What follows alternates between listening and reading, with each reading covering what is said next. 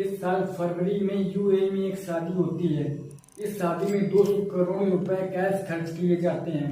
Private jet से रिश्तेदार भारत से यूएई आते हैं। नाच गाना होता है, बड़े बड़े सेलिब्रिटीज परफॉर्म करते हैं। किसी शादी में इतनी रईसी दिखाई जाए और वे जांच के दायरे में न आए, ऐसा हो नहीं सकता। हुआ भी यही। ईडी की इस पर नजर पड़ी और खुलासा हुआ मनी लॉन्ड्रिंग के एक नेटवर्क का।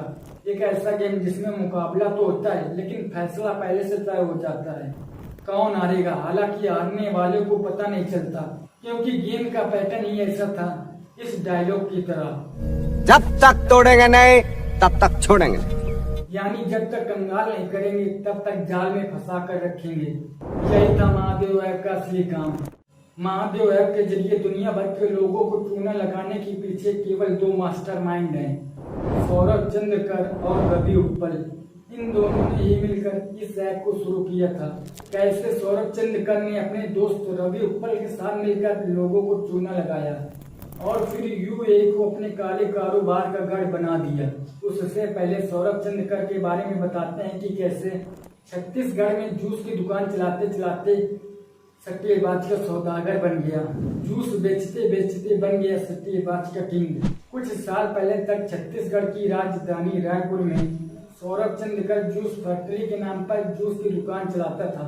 अब रोड साइड जूस बेचने वाले की कमाई तो सीमित होती है, लेकिन सौरभ चंद्रकर को कुछ बड़ा करना था, मोटा पैसा कमाना था। पहले तो उसने अपनी जूस की दुकान को फैलाना शुरू किया। छत्तीसगढ़ के कई शहरों में जूस फैक्ट्री के नाम पर दुकान खोली। कहानी यहीं से मोड़ लेती है। सौरभ चंद्रकर को जूस बेचने के साथ साथ सट्टे खेलने की भी आदत थी। पहले वे ऑफलाइन सट्टा खेलता था, लेकिन कोविड-19 की वजह से ऑनलाइन सट्टा खेलने लगा। लॉकडाउन के दौरान उसने सट्टेबाजी ऐप बनाने का फैसला किया और यही एंट्री होती है रवि उप्पल की। महादेव ऐप से कैसे ठगी की। दोनों ने मिलकर कोविड-19 के समय सट्टेबाजी के लिए एक ऐप बनाया जिसका नाम महादेव ऐप रखा। ये ऐप सोशल मीडिया पर इस तरह फैला कि कुछ ही दिनों में करीब इसके 50 लाख लोग मेंबर बन गए। क्योंकि देश में ऑनलाइन गेमिंग का क्रेज चरम पर है, बच्चे युवा से लेकर बुजुर्ग इसके गिरफ्त में हैं, जिससे महादेव ऐप जैसे ठगों की दुकान चल पड़ी। सौरभ चंद्रकर छत्तीसगढ़ का रहने वाला है और सबसे ज्यादा छत्तीसगढ़ के ही लोगों को चूना लगाया। वो चूना लगा दिया। पिछले साल ईडी ने इसकी जांच शुरू की तो इस स्कैम का आंकड़ा देख सब हैरान रह गए। गेमिंग ऐप के बैंक अकाउंट से पिछले 1 साल में टोटल 5,000 करोड़ रुपए की लेन देन की गई। यही नहीं, इस मामले में सबसे ज्यादा अरेस्ट छत्तीसगढ़ से ही हुए। आइए बताते हैं कि अब कैसे महादेव ऑनलाइन गेमिंग ऐप के जरिए ठगी को अंजाम दिया गया। इस गेम की शुरुआत केवल 500 रुपए से होती है ताकि ज्यादा लोगों को इसकी लत लग सके। महादेव ऐप में गेम्स, विभिन्न लाइव गेम में बैटिंग के लिए ऑनलाइन प्लेटफॉर्म अवेलेबल करता है। महादेव बैटिंग ऐप पिछले 4 साल से चालू है। बैटिंग ऐप को 70:30 पर फ्रेंचाइजी देकर चलाया जाता है। इसका हेडक्वार्टर यूएई में है।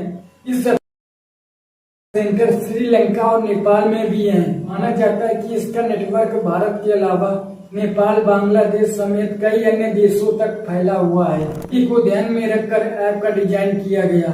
महादेव ऐप पर सभी लॉटरी और बैटिंग ऑप्शन को इस तरह डिजाइन किया गया है कि इससे खेलने वाला प्लेयर हमेशा पैसे हारता है और कंपनी फायदे में रहती थी। लेकिन शुरुआत में हारने वाले को भी जीता हुआ दिखाया जाता था।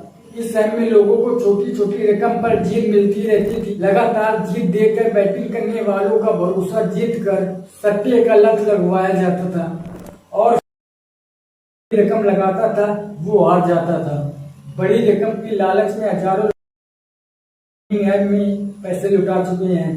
ऑनलाइन गेम के सॉफ्टवेयर की कमांड ऑपरेटर्स के हाथ में होने के कारण इसमें खेलने वाले की हार लगभग तय होती थी।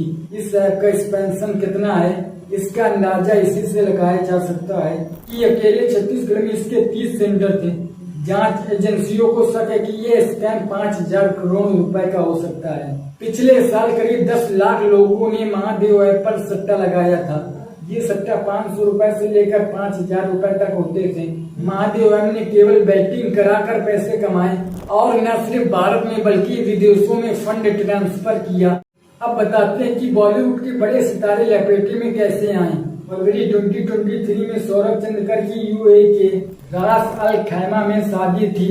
इस शादी में महादेव वेब के प्रमोटर्स ने 200 करोड़ रुपए कैश खर्च किए। परिवार के सदस्यों को नागपुर से यूएई ले जाने के लिए प्राइवेट जेट किराए पर लिए गए थे। इस शादी में नामचीन हस्तियों को बुलाया गया था, जिसमें नेहा कक्कड़, टाइगर श्रॉफ, रणबीर कपूर समेत करीब 15 से 16 सेलिब्रिटीज परफॉर्म करने के लिए यूएई पहुंचे थे। ईडी के मुताबिक इस शादी के लिए वेडिंग प्लानर्स, डांसर्स और डेकोरेटर्स को मुंबई से बुलाया गया था और इन सबको कैश पेमेंट किया गया। इसके अलावा ईडी का कहना है कि रणबीर कपूर पर महादेव वेब को ऑनलाइन प्रमोट करने के लिए प्रमोटर्स से पैसे लेने का आरोप है।